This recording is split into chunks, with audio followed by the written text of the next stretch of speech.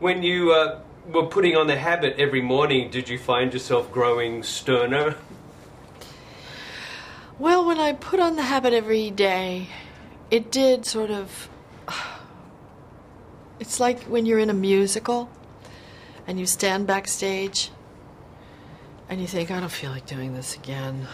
It's Sunday, it's the matinee, it's just old ladies out there. And then the music comes up from the pit and you sort of start feeling it, and then it's just leavening, and then you're in it. The world is created, and that's putting on the habit in the morning, layer upon layer. It just sort of gets you back into the world, and it was sort of, it did the work of preparation for me, just the act of dressing. As a parent, did you find yourself agreeing with Sister Aloysius' Absolutely. sense of discipline? Oh, sense of discipline. Oh, I thought you meant, did I find myself... I would be grateful if someone were that vigilant in my school, where my children's welfare was concerned. But her disciplinarian stuff and the sternness of her approach, I felt was partly self-consciously drawn, as she says. I know they're terrified of me. That's the way it works. And it does work, unfortunately. Why is that unfortunate? I think it's great. I mean, it does keep them in line. When I was in Australia shooting Evil Angels, I think they called it there, Cry in the Dark, I was so fascinated by the Aboriginal mothers. When we were shooting in Alice Springs, the families that were in our film, and the little bitty kids never moved away from the mother. I had a 3-year-old with me, and she, every time I let go of her hand, she would take off into the bush and just get, there's everything spiky and spiny, and I thought she was, it drove me insane. And so I asked one of the mothers, and she said, well, she didn't tell me. And I went and bought a book at the bookstore, and it was written by a sociologist, and it was all about, she'd lived with Aboriginal people up near Darwin, and it was about Aboriginal child-rearing practices and how children would be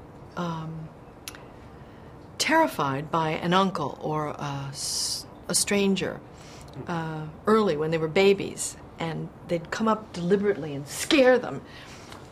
And then the kid never moved away until they were about 4 years old, and then they'd go out with a group of 4 to 7-year-olds, and the 7-year-olds would teach the 4-year-olds what was poisonous. But before that, I thought, my God, it's the exigencies of the world in which you find yourself.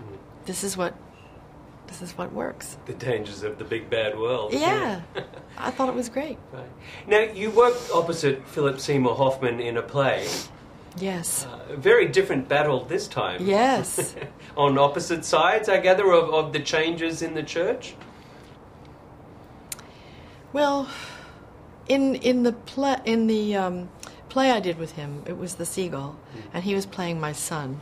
And it was a very different dynamic between us, necessarily. In this, we're presented as peers, but he is my superior.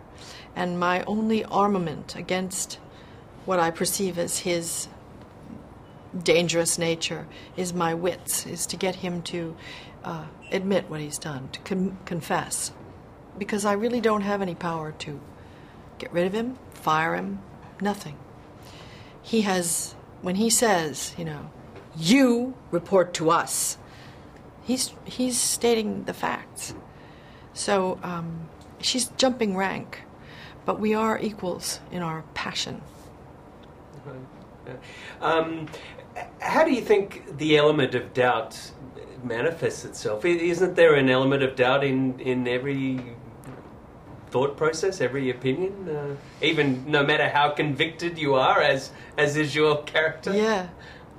Until that's shaken, by Viola, that beautiful scene. Yeah, I think as people we gravitate towards solutions. That we're wired to find the answer, whether it's in religion, politics, any endeavor. We want to find the solution that works and that absolutely is finite and true and good and never has a fissure of doubt in it. But that's not the way the world is. People are contradictory. People are full of flaws. People are surprising. And, yes. Yeah. Terry Jones, who played the character on Yes. Broadway, said that she really admired a different approach to Sister Aloysius and making her vulnerable. Well, I mean, I couldn't read the play any other way. I mean, that's the way I read it. I didn't feel like I imposed anything on it. That for me, I was led by what the screenplay gave me. And the screenplay tells me that she's self-aware, that her dragon-like presence is something that she puts on like the habit because she finds it useful. It's a way of controlling events, but it doesn't mean that that's who she is. It's in the play that she cares about the people in her community, the older nuns, the children she is defending them. She's defending them with her life, and at jeopardy of losing her career because she could easily be let go. Right. Did you happen to read that? I found this fascinating. That even Mother Teresa, in her diaries, Wasn't that interesting? Professed great moments of doubt. Yes, I thought that was fascinating. Yeah. That was really fascinating. Yeah. And I think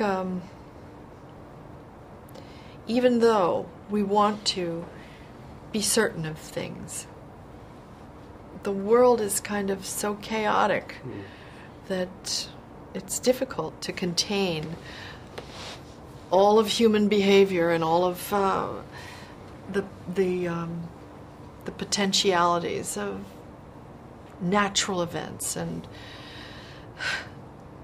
all the things that we don't know about the wider universe. It's hard to contain it in a little doctrine about what you can eat on which day and how much you should cover your body. And it's difficult to contain this explosive unknowableness in a set of answers. So those are the things that the film kind of evokes conversation about, and it's so nice that a film can provoke that kind of conversation. Right.